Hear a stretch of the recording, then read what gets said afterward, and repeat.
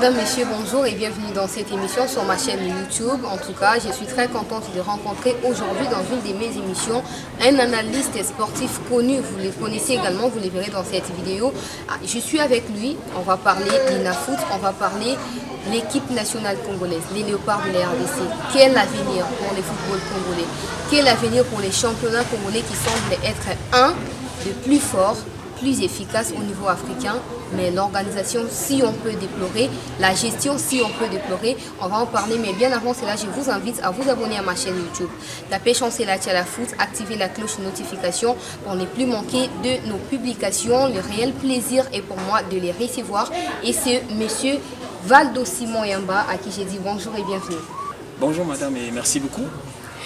C'est nous qui vous remercions de nous avoir reçus chez vous. Première question déjà, vous, en tant qu'analyste sportif, que pourriez-vous dire de la décision de l'arrêt définitif de la LINAFoot qui a été prise, la décision par des parties prenantes, notamment des dirigeants de clubs, la LINAFoot, mais aussi la FECOFA? Je pense que ça valait la peine. Le Covid-19 était déjà en train de frapper à travers le monde et pas mal de championnats européens étaient également interrompus. Et ici en République démocratique du Congo, connaissant nos réalités, championnat qui se joue à plusieurs vitesses, vous avez notamment des clubs qui ont un certain nombre de matchs plus que les autres. On avait déjà en ligne des mires une possibilité d'aller faire demander une prorogation de la saison pour bien terminer bien sûr à ce championnat. Et bon, Covid-19 qui s'impose, on s'est dit il faut arrêter. Mais la procédure amorcée également par l'organisateur valait la peine. Il fallait bien écouter les clubs et décider en définitive sur cet arrêt. Quoique celui-ci n'arrange pas tout le monde, mais je suis vraiment d'avis qu'il fallait bien arrêter avec ces championnats.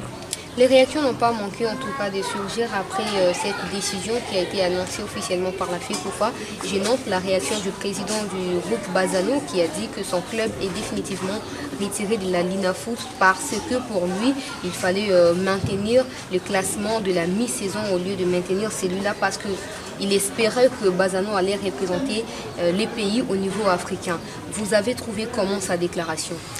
Bon, il a été touché, hein. Bazano a fait une très très bonne saison. Le Bazano, c'est pratiquement les clubs qui nous a tous émerveillés. Nous étions en train de suivre son évolution, qui était là, qui s'est tenu en embuscade. Hein. Bazano, qui a défié pas mal de clubs, qui a fait une très très grosse performance cette saison. Bon, en fait, les rêves africains étaient déjà dans la tête de M. Maboussa, qui voulait bien de son club dans l'une des deux compétitions, notamment la Ligue des Champions et soit la Coupe de la Confédération. Mais bon, à l'arrêt du championnat, Bazano s'est retrouvé 4e avec 2 matchs en retard que je crois avec club, alors que le club s'est retrouvé en 2e position à l'arrêt du championnat. Donc Bazano s'est senti un peu frustré.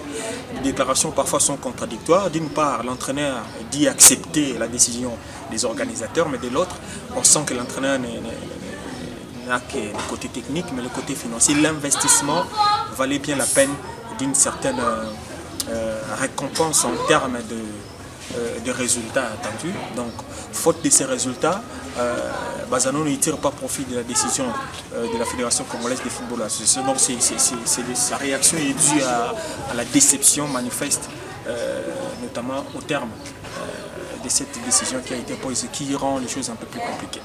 La CAF venait de sortir sa liste, c'est avant-hier, de 20 meilleurs clubs africains, avec notamment les tout-puissants Mazembe qui occupent la 10e place et l'Es Vita Club vient en 16e position. C'est une façon de confirmer la domination des corbeaux au niveau national. Cette domination ne date pas d'aujourd'hui, hein. C'est depuis, je dirais, une décennie que Mazembe est en train a pris en possession la locomotive du football de la République démocratique du Congo, tant sur le plan national que sur le continent. D'ailleurs, si l'on en vient sur le continent, Mazembe reste le seul club à avoir permis à la RDC d'aligner autant de titres, que ce soit en Coupe de la Confédération ou en Ligue des Champions. Donc c'est une logique à la fois. Mazembe sur la scène continentale peut également cité parmi les grands. D'ailleurs, ces classements, moi que je ne m'abuse, c'est les classements de cette saison. Parce que si on en vient sur une période de 10 ans, Mazembe serait également mieux classé que pas mal de clubs. Donc on s'est dit, Mazembe c'est pratiquement la référence sur le continent pour la République démocratique du Congo et même pour les continents africains. Si on en vient à l'année 2010, qui a été cette année où les Corbons ont joué la finale de la Coupe du Monde des clubs, rappelez-vous, battu en finale par l'Inter Milan. Donc Mazembe, ça reste une véritable référence du football sur les continents et quoi de plus normal occuper cette position un peu plus avantageuse que les autres clubs de la République démocratique du Congo. Jackson Muleka, attaquant du tout-puissant Mazembe, Maye, il est attaquant de l'AS Vita Club, et Piana, attaquant du FC Saint-Éloi, Loupopo ont fini meilleur buteur de la Lina Foot cette saison. Comment la Lina Foot doit procéder pour récompenser un seul parmi eux, sachant que tous n'ont pas joué les mêmes nombres de matchs? Bon, c'est l'équation. C'est une équation. Déjà au niveau du championnat national, tous les clubs n'ont pas joué les mêmes nombres de matchs, mais le championnat a été arrêté. On connaît qui vont en Afrique, qui ne vont pas aller. Ça frustre à gauche et à droite. Et là également, on s'est dit tous sont 12 buts marqués. On se pose alors la question de savoir qui sera plébiscité meilleur arbitre. Certes, il y a des critères. Je pense bien dans les textes, il doit y avoir des critères. Est-ce qu'on va se baser sur la meilleure passe décisive? Est-ce sur le nombre de matchs, le plus de nombre de matchs joués ou comment? Parce que je sache, il y a certainement un indicateur qui penche du côté de celui qui aura joué moins de matchs que les autres. Et je pense bien que c'est ce joueur-là qui va être publicité meilleur buteur de la saison sportive 2019-2020. Nous espérons que ça va se passer de cette manière-là. Revenons encore sur Jackson Muleka. Jackson Muleka qui fait désormais la une des médias à cause de son talent, son avenir qui n'est jusqu'à pas encore dessiné. Où voyez-vous l'attaquant du tout-puissant Mazembe jouer la saison prochaine au regard de son talent mais aussi sa qualité technique? Muleka attire la convoitise tant sur la scène continentale qu'à l'international. Muleka a fait preuve d'une certaine maturité. Muleka, je pense bien qu'il est temps que Mazembe lui permette d'aller voir ailleurs. Parce que quand l'heure arrive, parfois il y a des indicateurs naturels qui prouvent à suffisance qu'il faudra laisser ces talents-là aller faire ses preuves en international et sous d'autres cieux. Je pense que les jeunes, il faudra les mettre dans des conditions, il faudra lui permettre de connaître un nouveau défi, d'aller relever un nouveau défi, parce qu'au sein de Mazembe, Muleka a vraiment fait ses preuves, il a tout prouvé de la preuve. Aujourd'hui, il est déjà parmi les meilleurs buteurs. Il aurait d'ailleurs fait mieux en termes de buts marqués cette saison, parce qu'il a connu pas mal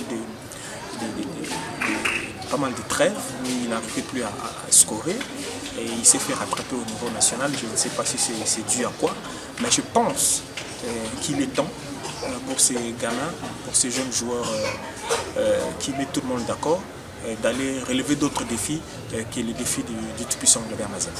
Qu'est-ce qu'il faut faire pour améliorer les championnats congolais qui présentent beaucoup de failles au niveau de son organisation mais aussi de sa gestion? Organisation du championnat congolais qui présente beaucoup de failles. Je pense bien que la responsabilité reviendrait à l'État congolais. Parce que sous d'autres cieux, c'est l'État qui essaie un peu de s'immiscer pour... C'est le championnat congolais. Ce n'est ni le championnat de la FECOFA, ni le championnat de la Lina Foot. Ils ne sont que des organisateurs.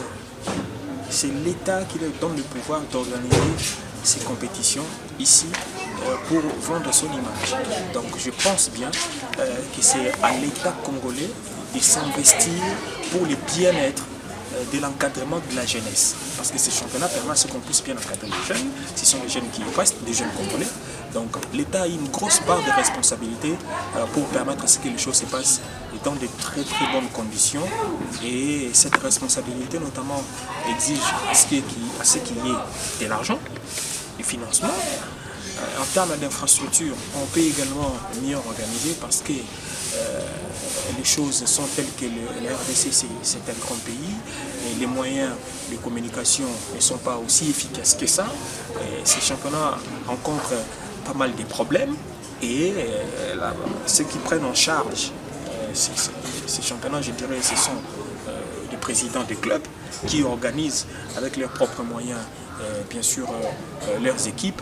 Et donc je pense que l'heure est venue au gouvernement congolais d'avoir un autre regard à la fois sur l'organisation du championnat, son déroulement et aussi sur l'organisation des clubs et pour qu'on vende en bien l'image de la République démocratique du Congo dans ces secteurs.